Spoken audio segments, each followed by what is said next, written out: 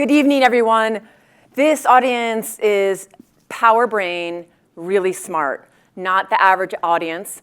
So I'd like to try to take a moment and cut through the AI overwhelm because there's so much coming at us. There's just so much. What can you take away tonight that maybe you take to a Thanksgiving dinner and have a bit more knowledge when someone asks you about a few things? We're going to talk and go vertical on LLMs to a degree, and then dovetail across and say, hey, is there a needle in the haystack of AI that I can pull from if I'm building a product or running an organization? But yes, birthday time, the 2-year-old toddler, the days are long, but the years are fast. And the year of 2022 will go down as when AI not just sprung back into its summertime, it's here to stay and it's powerful. We should give the credence to ChatGPT. When it launched, it was a juggernaut. In context to other household names, Spotify took 2.5 months. Instagram took, let's start that again. So the rise of the juggernaut of ChatGPT getting to 1 million unique users in 5 days. And that's in comparison to Instagram that took 75 days and Spotify that took over 5 months to reach those metrics. So at that moment, you know this is something sticky and it's powerful. But wait, all the tools that are out there, everything that you're bombarded with, every top down on the organization, the question being asked, what is going on in your company for AI? What are you doing? So the board is getting pressured. The CTO is getting pressured. The lieutenants are then pressuring down, and every upstart is saying, I've got a solution. I think I can do something. We could do something with an LLM, blah, blah, blah. But just take a second and ask ourselves collectively, are we a little bit over our ski tips? And in that, I want us to understand, well, what is an LLM? Everyone here would know, okay, that's a large language model. That part's easy. But really, what is it? LLMs, right, are auto-associative predictive generators. That is what they are, okay? That is what they are. They're not a genie in a box. They're not Oz behind the curtain. They're not a he or a she. They are not thinking, okay? They take from the sweet sequence of words, they will predict the next one. And it does it so eerily human-like. But it is. The cow jumped over the, right? It is simply predicting the next bloop, the next word, right? This stuff, it is mind-blowingly delightful, believable, fascinating. Beware of the Eliza effect. Oh, it's so human-like. Like, I'm suddenly enamored. Maybe I'll become attached to it. The anthropomorphization of it, it's really here, isn't it? So stop and realize this stuff is trained on this sea of data. The entirety. Humans can't even comprehend. It's incomprehensibly large, the data set that this stuff has been hoovered up in. I don't think humans have the capacity to understand the schlop of that has been, and in that is a ton of rubbish and cesspool and crazy theories. It's all in there. There's another term that some in the field perhaps don't love this term. I find it useful, right? The stochastic parrot. It's helpful in machine learning. It's a term that describes large language models, the ability to generate very plausible language, very natural conversational language. In that meeting process, it does not understand. It does not understand. It does not understand. It is an LLM or it's a stochastic parrot. That is what it is. So let's think here. Design thinking behind all your AI stuff.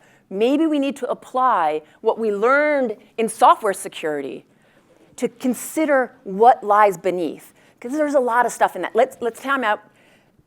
Computer programs, back when computer programs were simple, they were designed as how machines. Painstakingly specific, complete the task, build this, you know how. Now, in machine learning, it's more specifying and putting a lot of stuff in it and hoping there's a reasonable thing that comes out, right? Maybe we'll find some triangles in all of this, but maybe it just becomes a color detector, right? The dog and the wolf, snow. Ugh. So what does not imply how? It's really great to frame this in LLMs.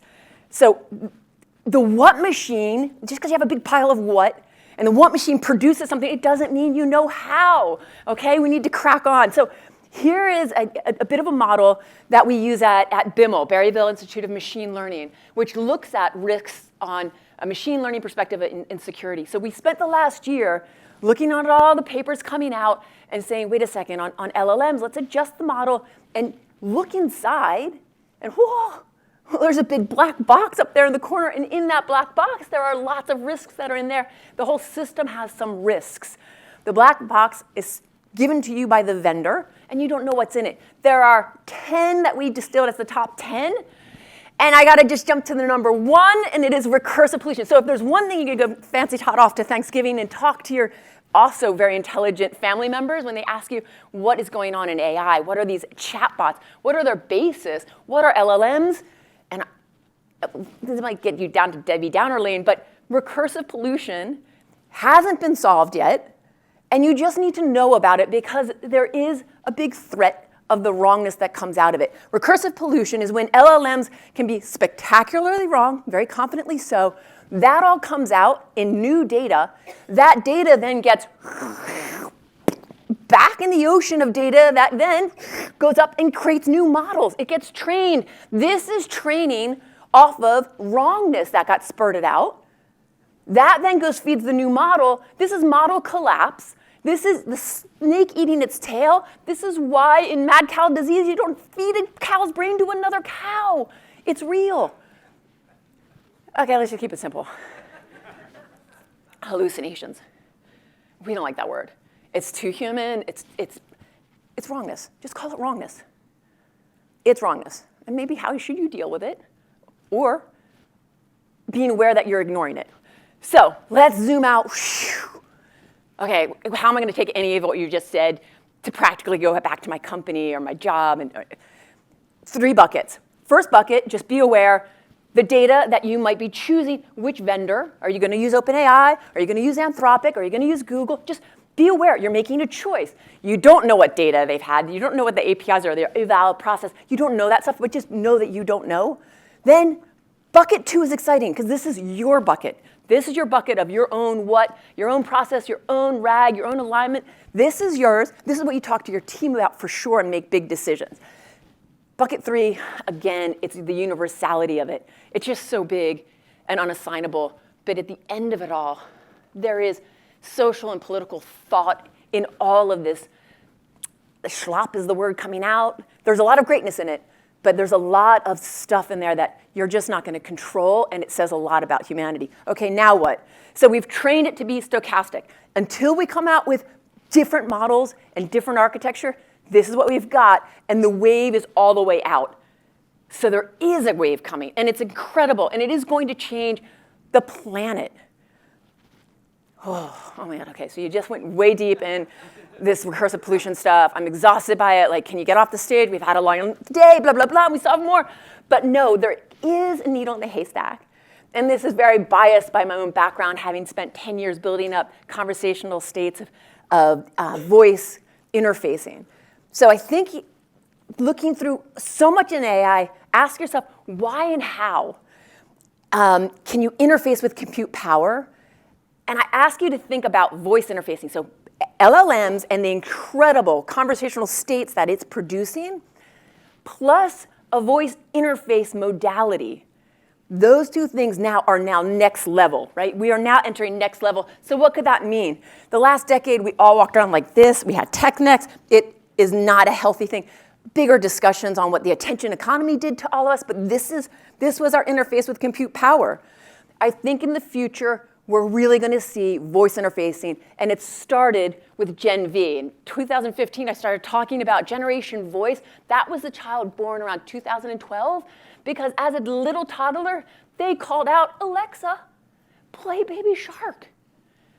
that child is going to grow up. So in your product cycle, that child, it assumes they can interface with their voice first. It's a really interesting way to think about how am I going to make products and services. So it's the first digital native category that speaks with the air out of their lungs to compute power.